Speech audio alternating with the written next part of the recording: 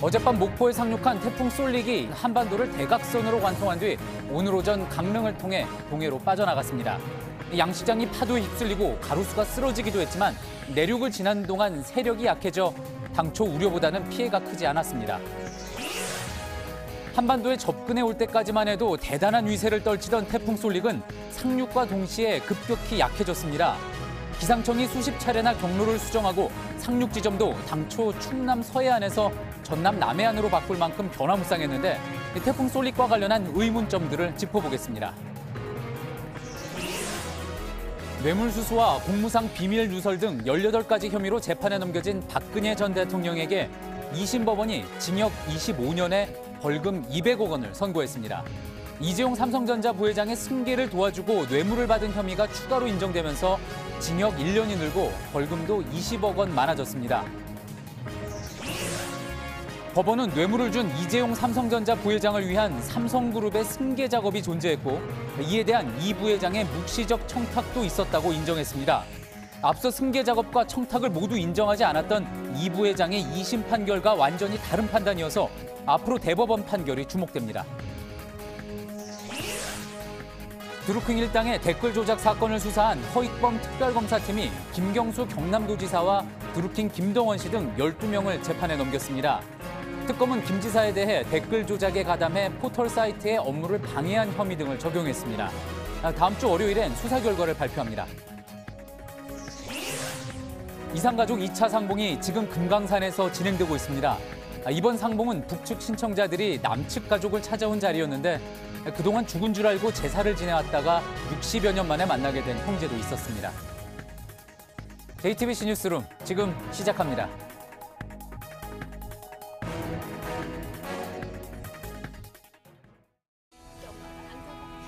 마스크가 필요 없는 세상으로. 내일을 바꾸는 현대 수소전기차. 19호 태풍 쏠릭이 오늘 오전 한반도를 빠져나갔습니다. 6년 만에 한반도를 관통한 데다 제주도를 지날 때까지만 해도 위력이 엄청나 걱정이 컸습니다. 하지만 어젯밤 전남 목포 부근에 상륙한 이후 세력이 급격히 약해졌습니다. 우려했던 것만큼 피해가 크진 않아 다행이지만 그래도 지나간 자리마다 태풍의 상처를 남겼습니다. 먼저 조승현 기자입니다. 태풍 쏠릭은 오늘 오전 11시 강릉 북북동쪽 30km 부근 해상을 통과해 한반도를 빠져나갔습니다. 어젯밤 11시 전남 목포 부근에 상륙한 지 12시간 만에 한반도를 대각선으로 관통한 겁니다.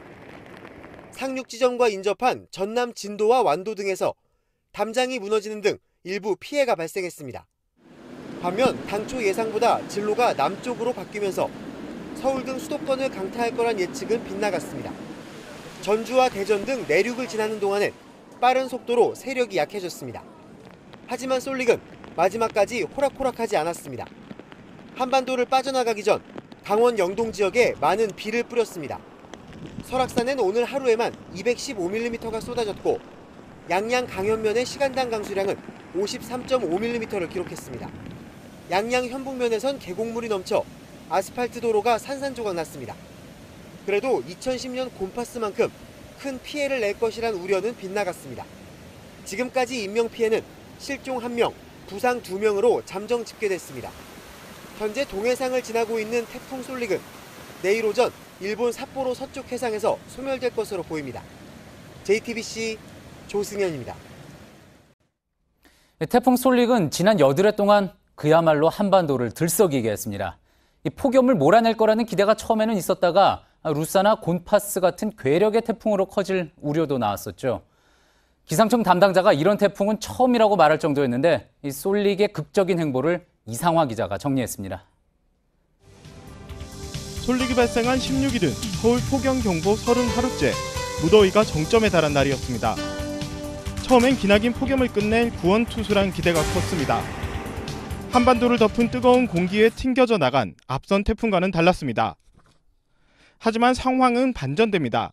6년 만에 내륙에 상륙하고 그것도 한반도를 대각선 관통한다는 시나리오가 나옵니다.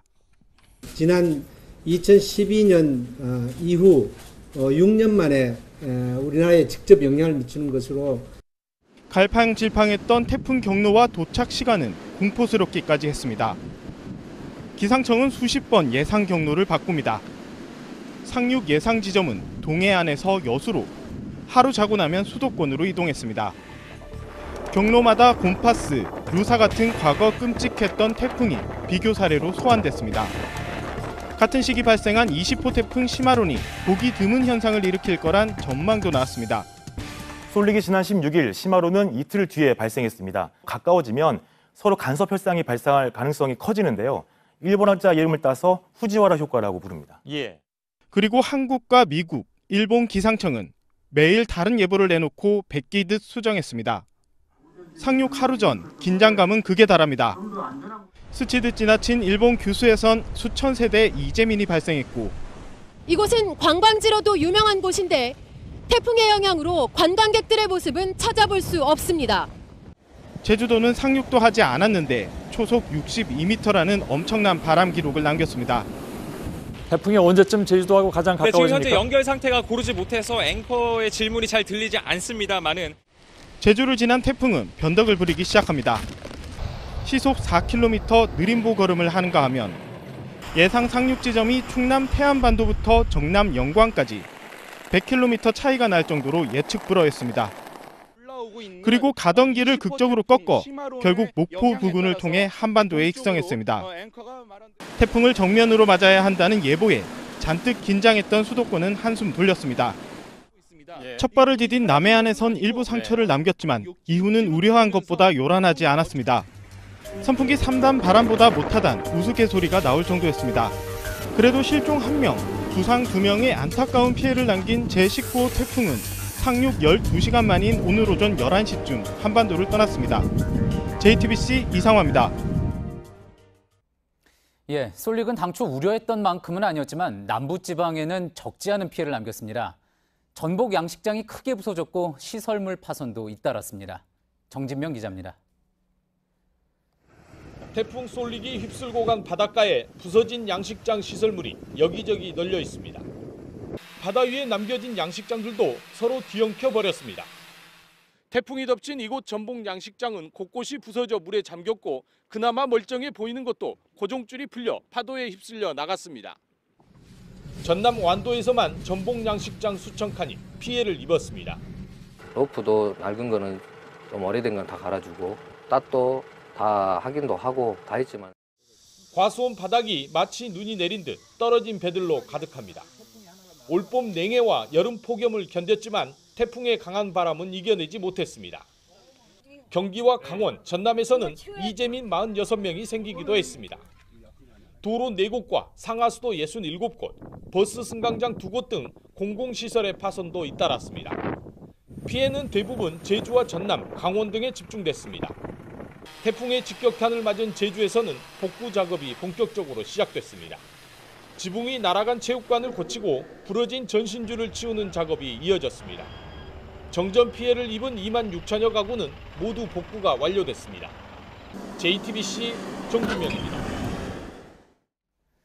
예, 쏠릭은 이렇게 지나갔지만 아직 여러 의문이 남아 있습니다.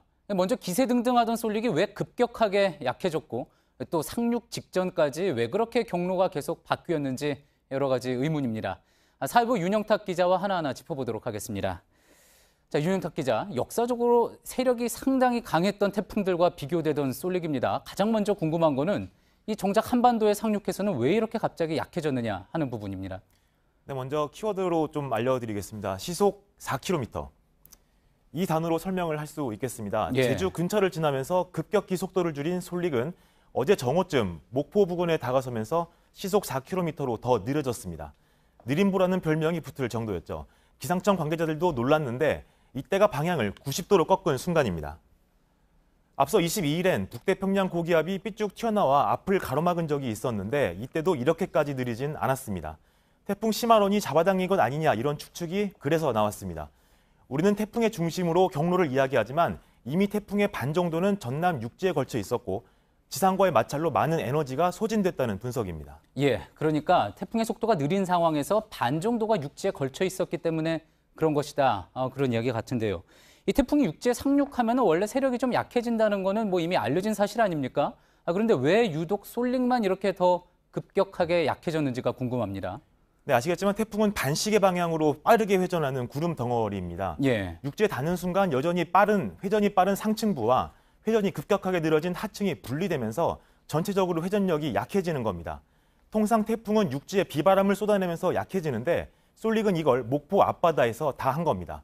제주에 접근할 때만 해도 뚜렷하던 태풍의 눈이 사라진 게 태풍의 에너지가 소진됐다는 것을 보여줍니다. 예, 그렇군요. 자, 또 다른 궁금증은 이겁니다. 태풍 쏠릭이 정말 상륙하는 순간까지 경로가 갈팡질팡하지 않았습니까? 도대체 왜 그런 건지 그 부분에 대해서도 의문이 많이 나오는데요.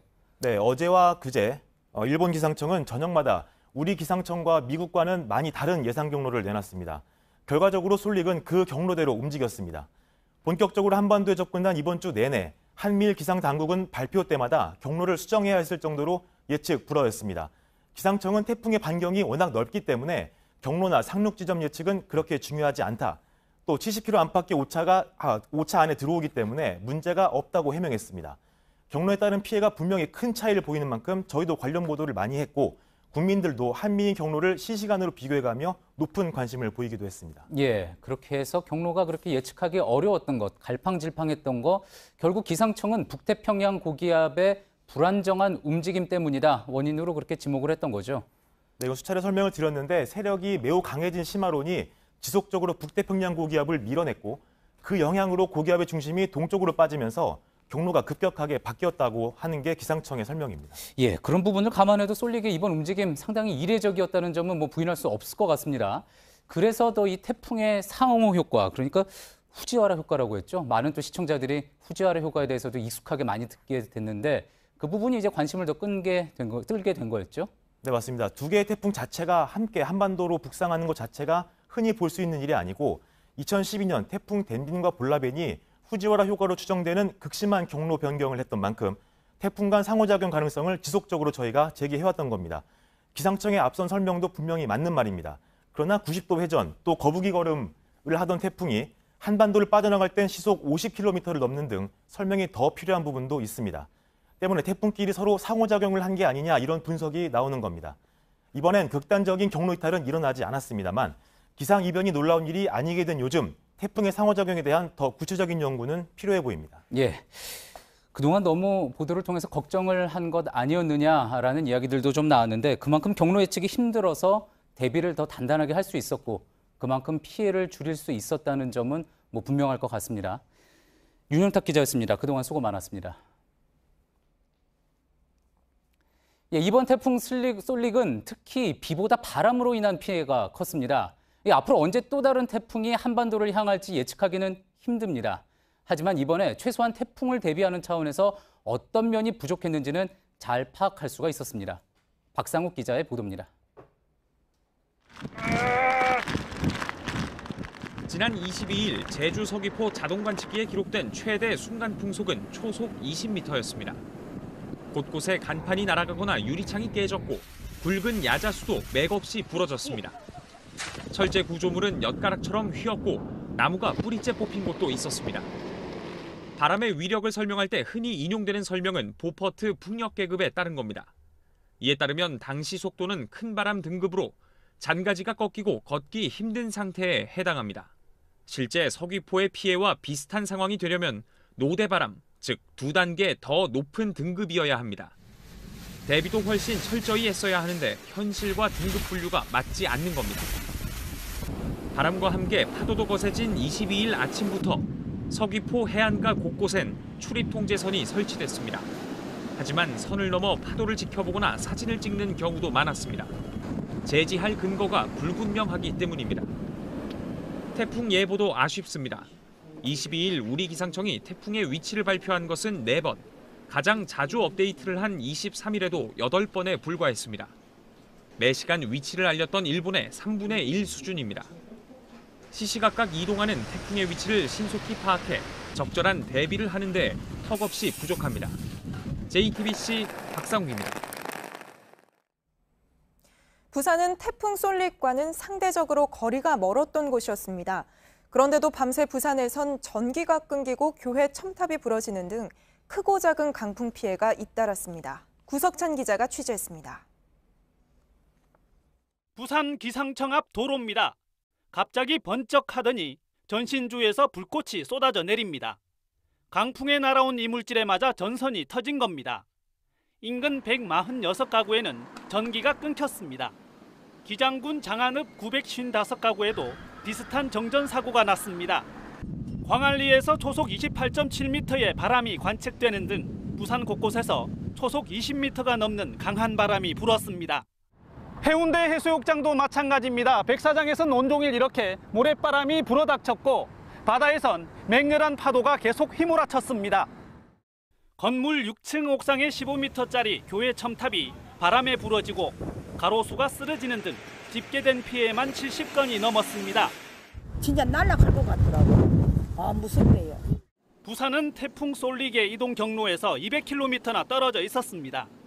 하지만 저기압인 쏠릭이 북상하며 북태평양 고기압 간 틈을 만들었고 그 사이로 남서풍이 빠르게 치고 들어왔습니다. 신마와 상관없고요. 해상에는 마찰이 없으니까요. 강풍이 부는 겁니다. 부산에 내려진 강풍주의보는 태풍 쏠릭이 동해로 빠져나간 지 9시간이 지나고 나서야 해제됐습니다. JTBC 구석찬입니다. 태풍 쏠릭과 합쳐져 초대형 태풍이 되는 것 아니냐는 우려를 가져왔던 태풍 시마로는 일본 북쪽 지방으로 빠져나가고 있습니다. 시마로는 거대한 풍력 발전기가 넘어질 정도로 강풍을 몰고 왔고 쏠릭과 함께 1,300mm의 폭우를 쏟아냈습니다. 지난 4일간 일본에서 피해 현장을 취재한 윤서령 특파원이 보도합니다. 높이 60m의 풍력 발전기가 통째로 쓰러졌습니다. 다리 위에 전복된 탑차는 구조를 기다리고 있습니다. 오늘 새벽 동해로 빠져나가면서도 초속 35m를 유지한 시마론의 위력입니다.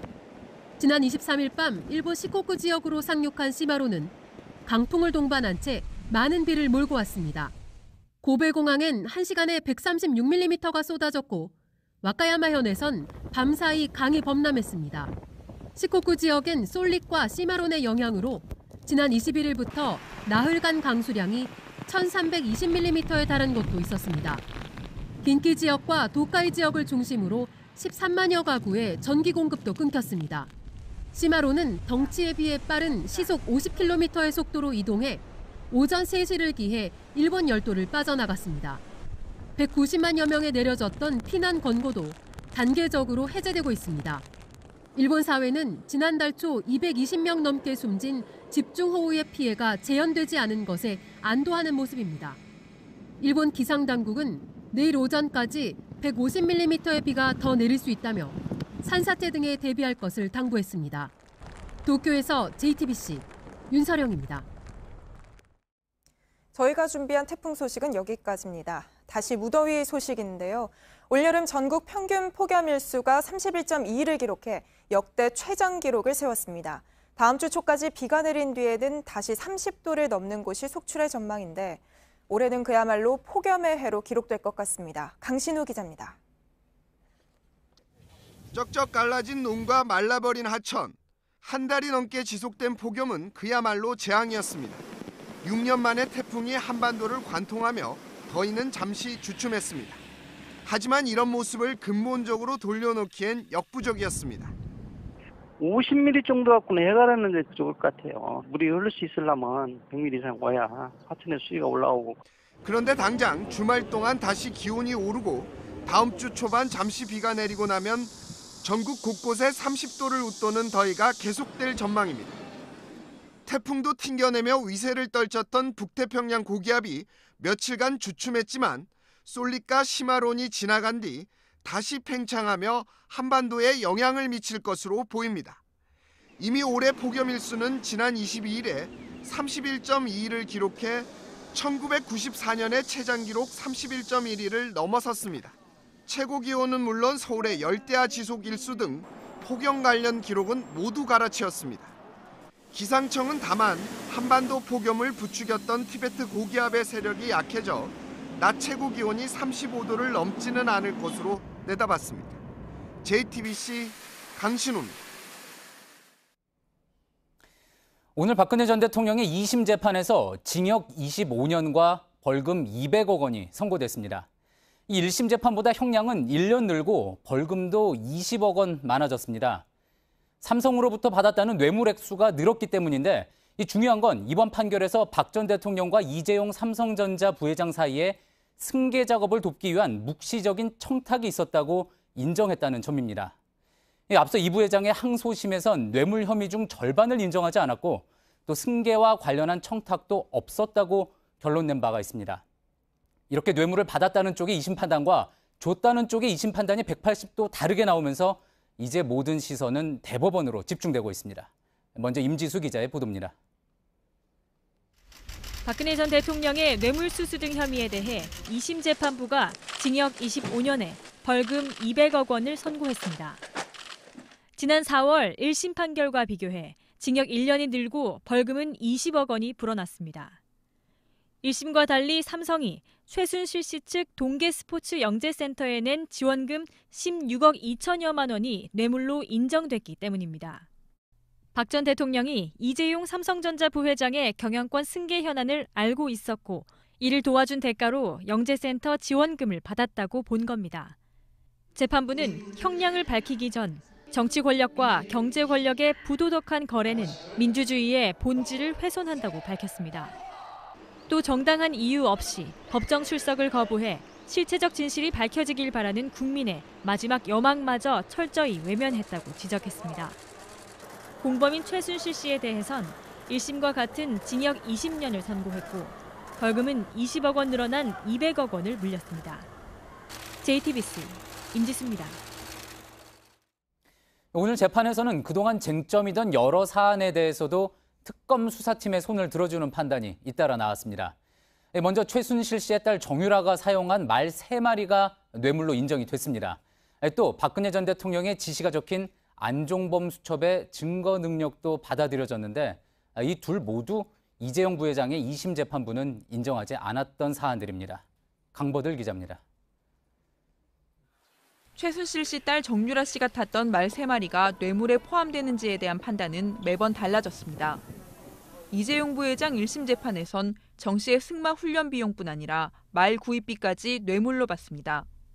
하지만 2심 재판부는 말 소유권이 삼성에 있다는 이유로 구입비를 빼고 최 씨 회사인 코어스포츠에 입금된 36억 원가량만 인정했습니다.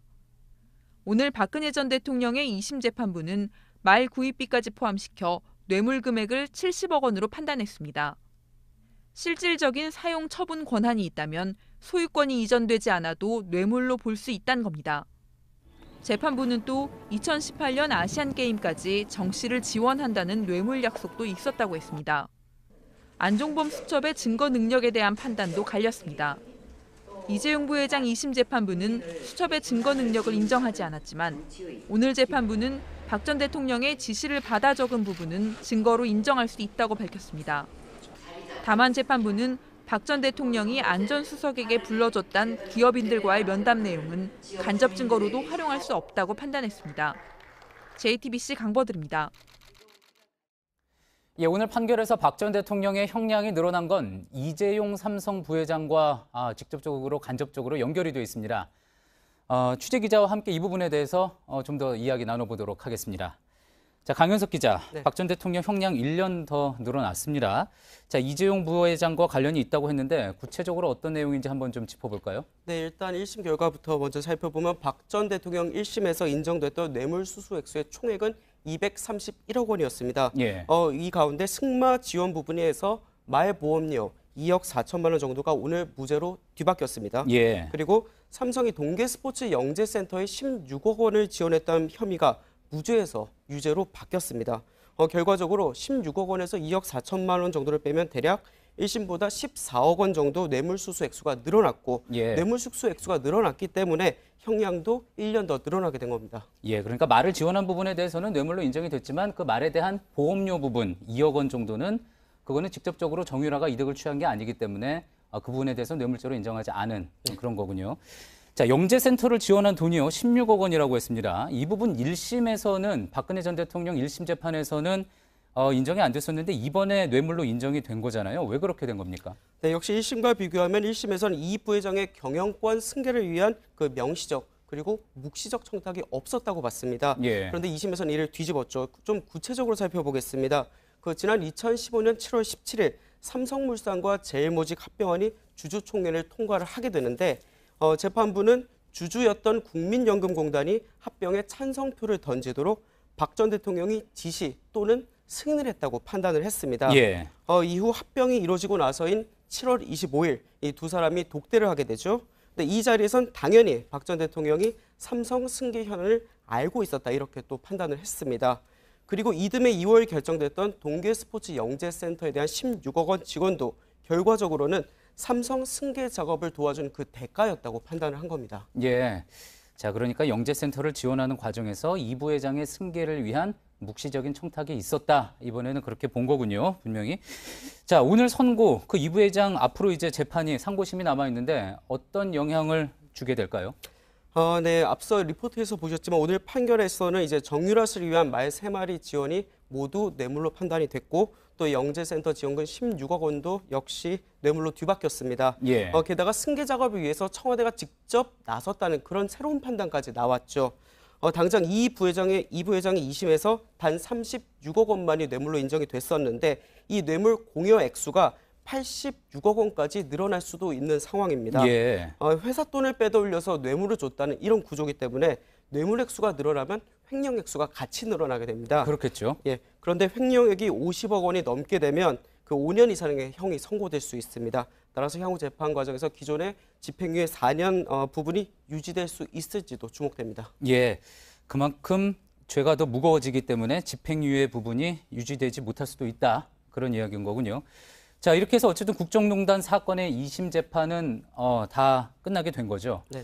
예, 앞으로 재판 그러면 어떻게 진행된 걸로 볼 수 있겠습니까? 네, 우선 항소심 오늘 결과 중에서 이제 무죄 부분이 있었지 않습니까? 이 부분에 대해서 검찰이 당연히 상고할 가능성이 극히 높습니다. 따라서 공은 이제 대법원으로 넘어가게 됩니다. 박 전 대통령 사건이 상고가 되면 이제 대법관 4명으로 구성된 이 소부라는 곳에 배당이 되는데요. 그런데 뇌물을 건넨 혐의를 받고 있는 이재용 부회장 사건이 이미 대법원에 가 있는 데다 예. 앞서 말씀드린 것처럼 이 건넸다는 뇌물에 인정되는 범위 역시 서로 엇갈리고 있는 만큼 대법관 전원이 참여하는 전원 합의체 회부의 심리가 이루어질 가능성도 점쳐지고 있습니다. 예, 알겠습니다. 잘 들었습니다. 사회부 강현석 기자였습니다. 예, 박근혜 전 대통령이 오늘 재판에도 모습을 드러내지 않았습니다. 이 대신 법정을 찾은 지지자들은 소리를 지르며 인민재판이라고 주장을 했습니다. 최순실 씨 측 변호인은 납득할 수 없다며 반발하기도 했습니다. 오늘 국정농단 2심 법정의 안팎에서 벌어진 일들, 이지혜 기자가 전해드립니다. 박근혜 전 대통령에게 항소심 재판부가 징역 25년을 선고하자 법정에 앉아있던 지지자들이 고성을 질렀습니다. 이들은 헌법에 위배된 재판이라거나 인민재판을 중단하라며 외쳤고 법정 경위가 제지해도 듣지 않았습니다. 박 전 대통령의 공범인 최순실 씨 측 이경재 변호사도 최 씨의 선고 직후 납득할 수 없는 판결이라고 주장했습니다. 특히 이재용 삼성전자 부회장의 경영권 승계를 위한 청탁이 인정되고 이에 따라 뇌물액이 늘어난 것에 반발하며 궁예를 거론했습니다. 묵시적 공모에 대해서 합리적이고 철저한 제약 없이 확대 적용한다면 후 삼국 시대에 궁예의 관심법이 21세기의 망령으로 되살아나서 앞으로 정치적인 사건에서 다시 이러한 고통을 겪게 될 것입니다. 다른 사람 마음을 들여다볼 수 있다는 관심법처럼 박 전 대통령과 이 부회장 사이에 승계 청탁이 있었다고 재판부가 자의적으로 판단했다는 겁니다. 법정 밖에서도 소란은 계속됐습니다. 지지자들이 재판 전에 법정에 들어가겠다고 요구하다 방호원들과 마찰을 빚기도 했습니다. 그러나 지지자 수는 1심 때에 비해 눈에 띄게 줄어 수십 명 정도에 그쳤습니다. JTBC 이지혜입니다. 드루킹 특검팀의 수사 기간이 내일로 끝이 납니다. 특검은 오늘 김경수 경남도지사와 드루킹 김동원 씨 등 12명을 한꺼번에 재판에 넘겼습니다. 특검 사무실 연결해 자세한 내용 알아보겠습니다. 연지환 기자, 조금 전 특검이 김경수 지사를 불구속 상태에서 재판에 넘겼는데 구속영장을 청구할 때는 댓글 조작 혐의만 적용됐었습니다. 혹시 여기에서 추가된 혐의가 있습니까? 네, 김 지사가 받는 혐의는 두 가지입니다. 먼저 특검은 김 지사를 댓글 조작 공범으로 봤습니다. 댓글 조작 시스템인 킹크랩 시연회에 참석해서 조작을 묵인 또는 허락하거나 내지는 지시했다는 겁니다.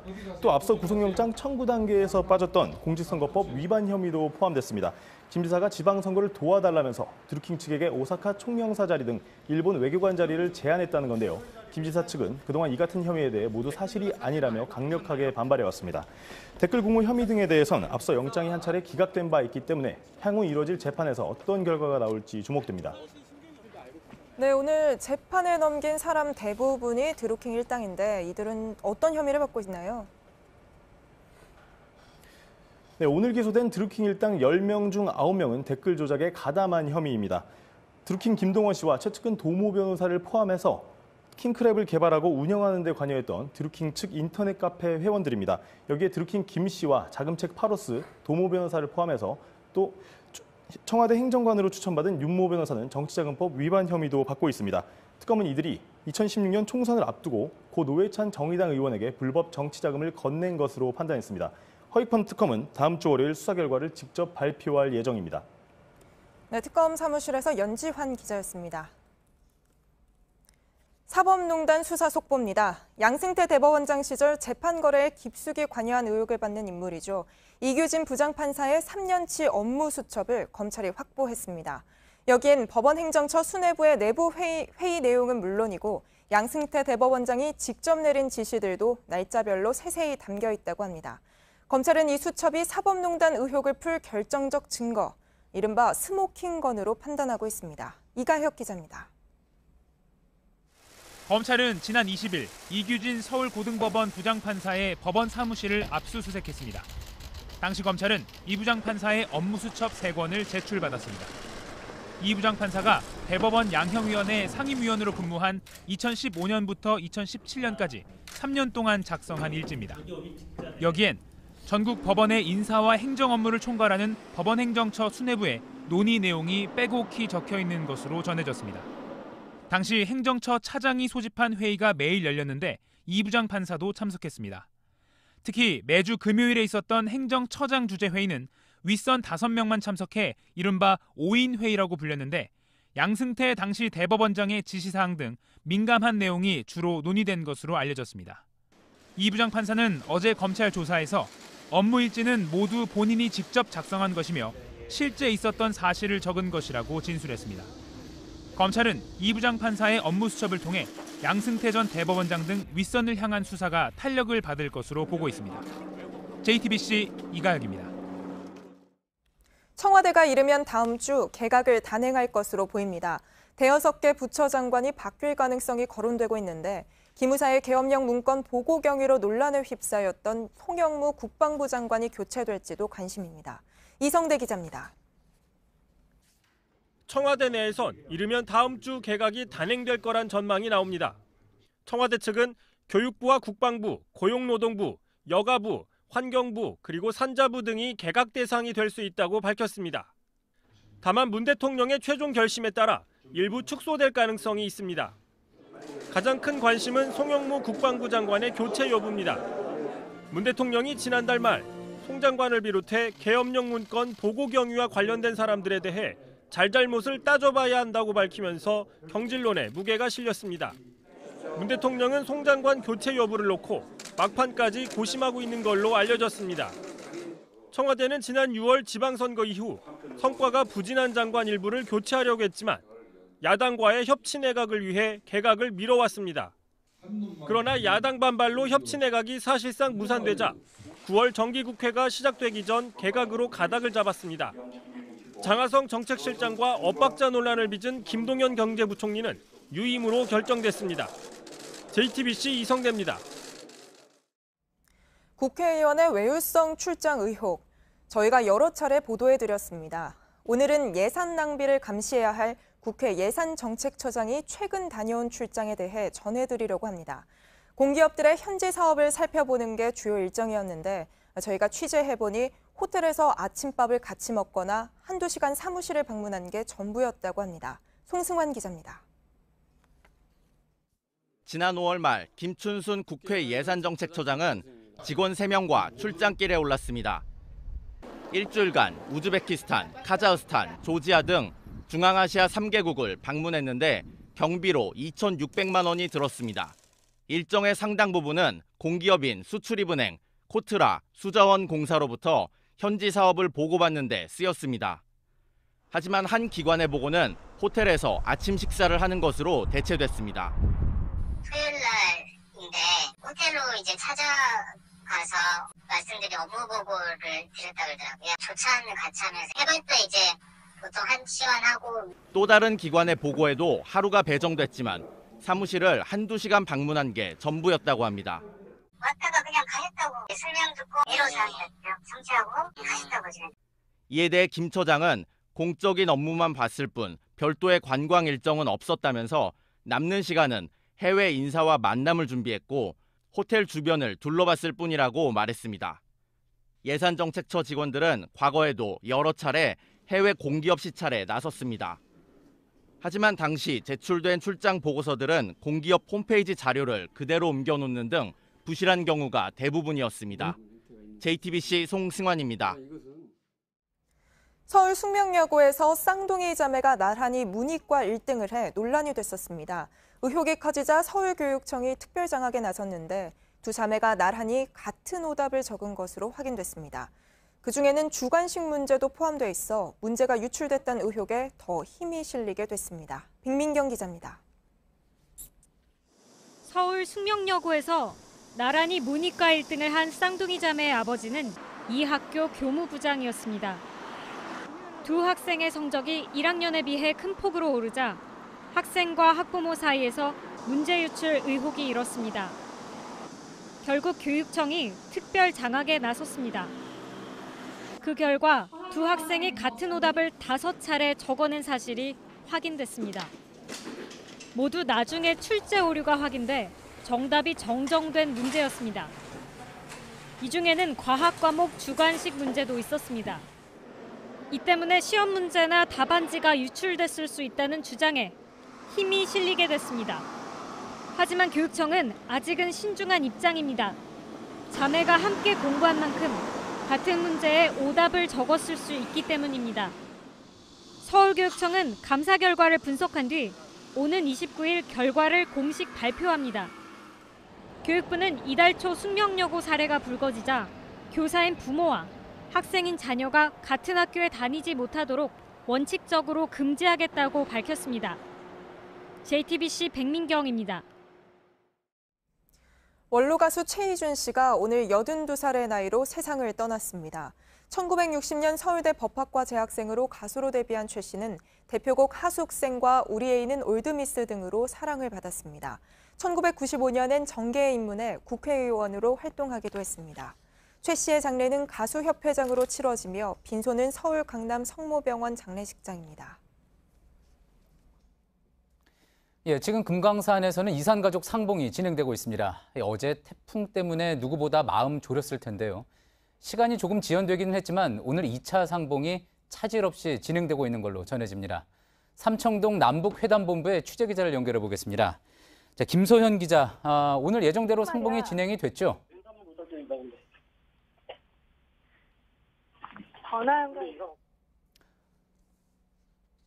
예, 김소현 기자. 지금 전화 연결 상태가 고르지 못한 것 같습니다. 다시 한번 연결을 해보도록 하겠습니다. 지금 삼청동 남북회담본부에 김소연 기자가 나가 있습니다. 김소연 기자, 오늘 이산가족 상봉 차질 없이 예정대로 진행이 됐습니까? 네, 저녁 7시 14분부터 우리 측이 주최한 환영 만찬이 진행되고 있습니다. 어젯밤 속초에 집결했던 이산가족들은 혹여 태풍으로 상봉이 지연될까 걱정했지만 예상보다 태풍이 약해지면서 오늘 아침 속초를 떠나 금강산에 도착했습니다. 도착이 예정보다 40여 분 늦어졌지만 오후 3시 15분 첫 상봉이 이뤄졌고 지금 만찬이 두 번째 만남입니다. 예, 자 이번 2차 상봉은 이제 북쪽 가족들이 남쪽 가족을 찾아온 겁니다. 그런데 전혀 예상하지 못한 상봉이 있었다고 하죠? 네, 올해 79의 이상근 씨는 북으로 간 형이 돌아가셨을 걸로 보고 쭉 제사까지 지냈는데요. 북측의 형이 상봉 신청을 하면서 오늘 금강산에서 형을 만났습니다. 60년이 훌쩍 넘었지만 이산 가족들은 막상 상봉장에 들어서자 서로를 한눈에 알아보고 얼싸안았습니다. 언니 흉도 붙인다고 서울에 왔잖아. 근데 흉도 없네. 사랑해 언니. 언니 보고 싶어서 우리는 맨날 울었어. 예, 이번에 만나는 81가족이 대부분 형제와 자매들의 상봉이었습니다. 그런데 뱃속에서 헤어졌던 아버지를 만난 아들도 있었다고 하죠. 네, 조정기 씨가 자신이 어머니 뱃속에 있을 때 헤어진 북측의 아버지를 만났습니다. 조 씨는 어머니가 돌아가신 지 50여일 만에 상봉 소식을 들었다며 어머니의 한을 풀어드리러 간다고 했는데요.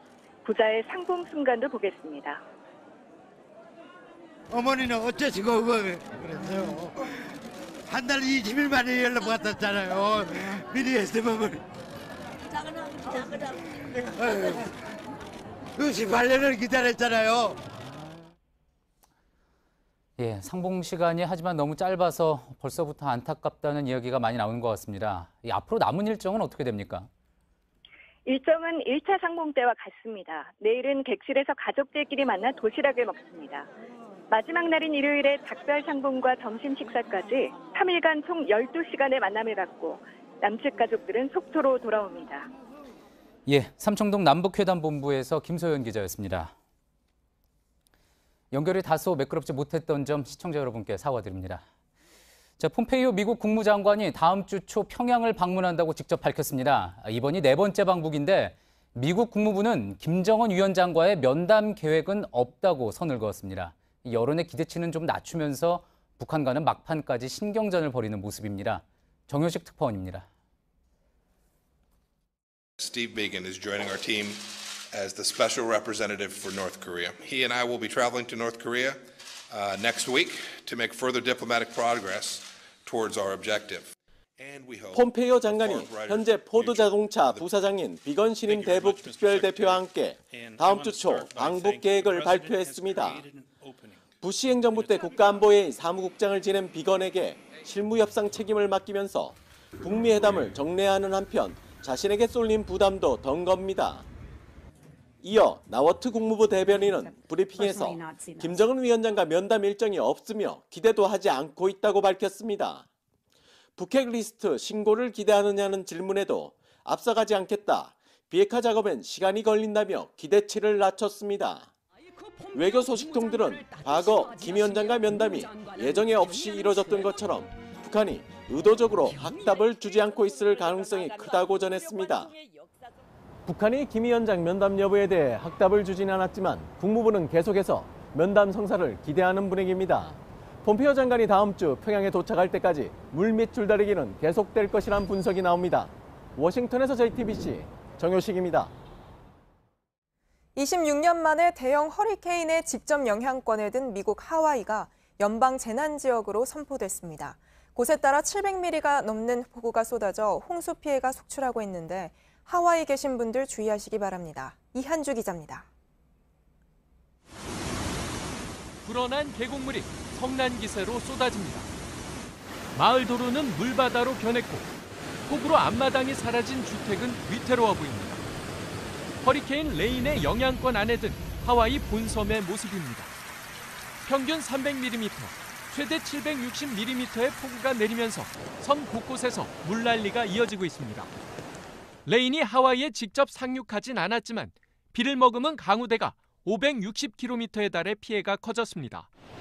최고 등급인 5등급까지 올랐다. 지금은 2단계 하락했지만 최고 풍속은 시속 172km로 여전히 위력적입니다.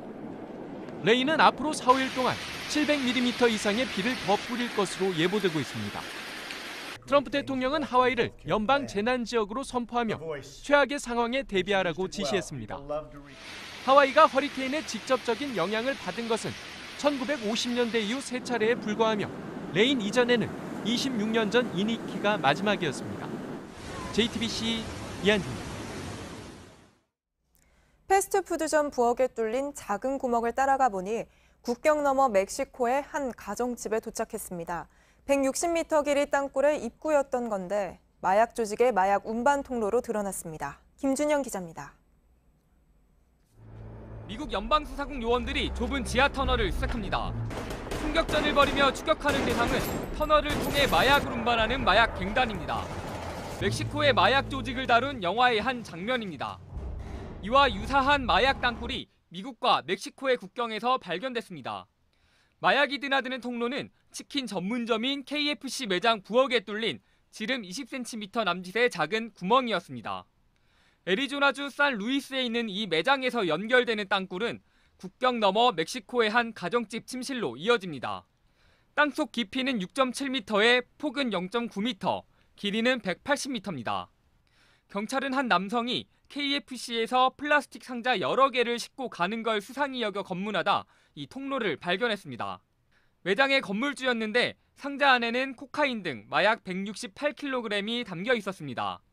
수사당국은 땅굴로 밀반입된 마약의 양과 유통 경로를 추적하고 있습니다. JTBC 김준영입니다.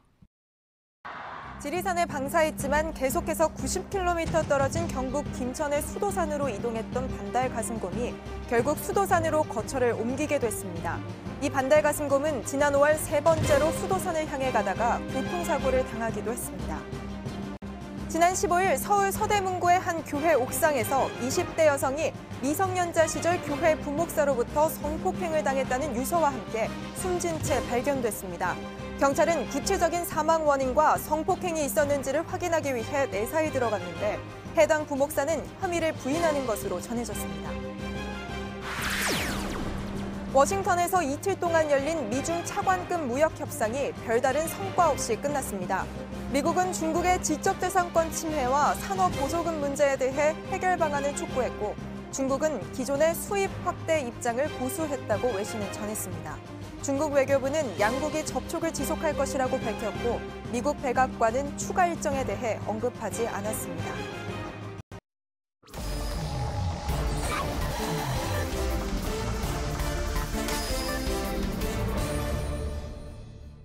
예, 금요일 비하인드 뉴스 안지연 기자 나와 있습니다. 안 기자 첫 번째 키워드부터 볼까요? 네, 첫 번째 키워드 지휘와 협조 사이입니다. 지휘와 협조, 어떤 이야기입니까?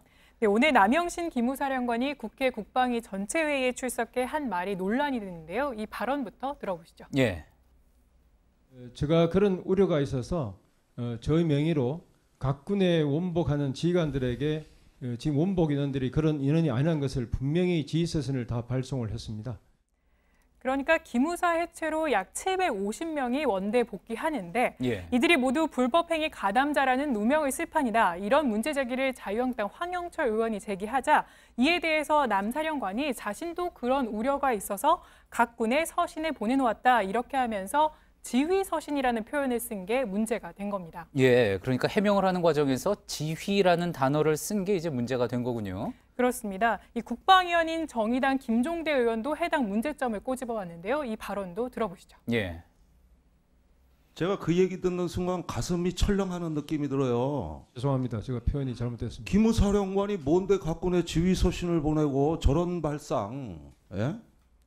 남 사령관은 지휘 서신이 아니라 협조 서신인데 자신이 실수한 거다, 말실수했다, 표현을 잘못했다 이렇게 해명을 했는데 김 의원은 이런 인식의 차이가 기무사를 병들게 한 거다 이렇게 꼬집기도 했습니다. 예, 그렇지 않아도 기무사가 갑이다 뭐 이런 이야기가 나오고 있었던 와중에 오해를 살 만한 발언이다 그런 지적이었겠군요.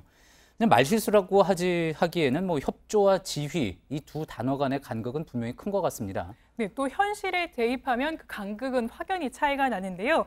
이 남사령관이 애당초 말한 지휘 서신이라고 하면 예를 들면 이 군단장인 이 남사령관이 아래 직급인 이 사단장이나 연대장 이렇게 수직적 관계에서 이 서신을 보내는 것을 말하고요. 예. 협조 서신이라고 하면 남사령과 같은 삼성 장군이 같은 삼성 장군에게 보내는 것을 말하는데 보시는 것처럼 이 특전사령관이나 해병대 사령관 같이 이런 수평적 관계에서 보내는 서신이기 때문입니다. 예, 그렇군요. 지금 같은 때 오히려 더 조심해야지 되는데 신중치 못했다 그런 지적이 나올 수 있겠군요. 다음 키워드 한번 볼까요? 네, 다음 키워드는 안철수의 진실입니다. 예, 안철수 전 바른미래당 대표 이야기인 것 같군요. 맞습니다. 안 전 대표가 자신의 싱크탱크인 미래 사무실 앞에서 마주친 기자를 뒤로 한 채 황급히 계단에 뛰어내려가는 영상 공개된 바 있습니다. 예. 저희가 해당 영상을 준비해봤는데 지금 보시는 영상인데요. 이 바른미래당 측은 해당 보도에 대해서 법적 소송 가능성을 오늘 밝혔습니다.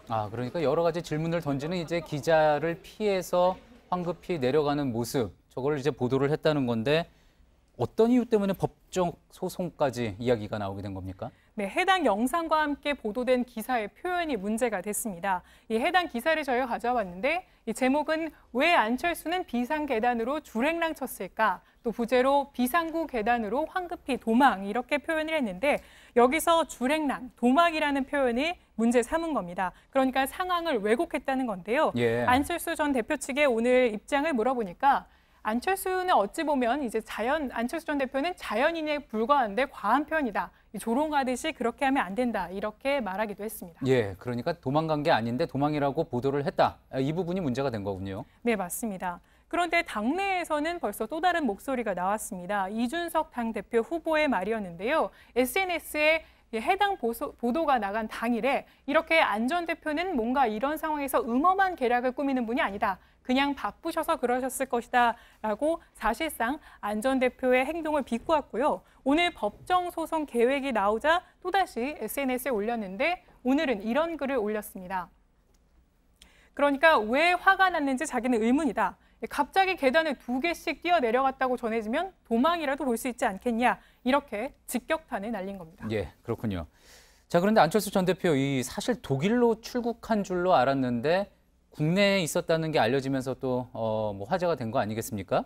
안 전 대표가 국내에 있다는 사실 왜 주목을 받고 있는 겁니까? 바로 전당대회 때문입니다. 전당대회 9월 2일로 예정돼 있는데 계속해서 안 전 대표의 의중을 뜻하는 안심 논란이 제기되고 있기 때문입니다. 예. 특히 당대표 도전하는 손학규 후보를 안 전 대표가 물밑 지원한다며 김영환 후보를 비롯해 상대 후보들이 계속해서 반발하고 있기 때문인데요. 손학규 후보는 오늘도 이에 대해 선을 그었는데 해당 발언 한번 들어보시죠. 예. 지원하기 위해서 어딜 갑니까? 그럼 뭐 그 사람 안 후보가 뭐 저를 만났다든지 뭐 저하고 가까운 사람을 만났다든지 그랬다면 모르지만 그런 건 없었으니까요. 손 후보는 그러면서 안 전 대표가 언론을 피한 건 역시 노출을 극도로 꺼리고 있었을 것이라고 하면서 이렇게 피한 것 자체가 가십거리 이상은 아니다. 이렇게 확대 해석을 경계하기도 했습니다. 예, 알겠습니다. 잘 들었습니다. 비하인드 뉴스 안지연 기자였습니다. 오늘 밤부터 내일 새벽까지 경기 북부와 강원도 지역에 비가 예상됩니다. 경남 일부를 제외한 전국 대부분 지역의 낮 최고 기온은 30도 이하로 떨어지겠습니다. 예, 오늘은 밤샘 토론이 있습니다. 국민연금 불신 사태 어떻게 풀까라는 주제로 밤 12시 20분부터 진행됩니다. 많은 시청 바랍니다. 저희가 준비한 소식은 여기까지입니다. 시청해주신 여러분 고맙습니다.